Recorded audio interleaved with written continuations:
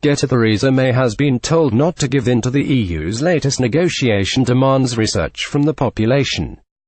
Pressure group Migration Watch estimated that accepting a Brussels demand for unlimited free movement to continue for a transitional period of up to a year after Brexit could lead to a significant increase in the numbers allowed to come into the country before new border controls are imposed.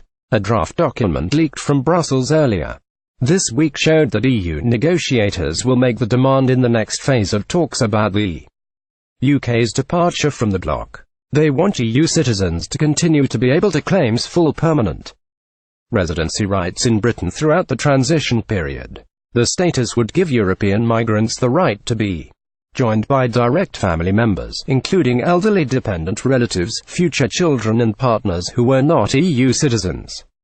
This EU demand is absolutely absurd, Lord Green of Dedington. Migration Watch urged the Prime Minister to firmly resist the demand. Lord Green of Dedington, chairman of Migration Watch, said this EU demand is absolutely absurd.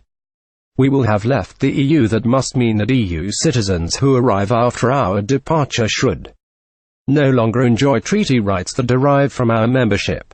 Migration Watch also estimated that a 3-year transition period, wanted by some Brussels officials, could increase the number of EU citizens with permanent residency rights by 1.5 million.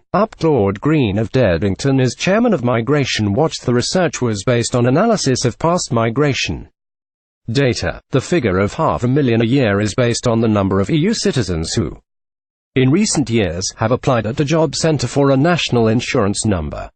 In the past, some of the applicants have been temporary migrants who stayed for less than a year, but the larger proportion of them might well stay on if the prize was a right to permanent settlement in the UK.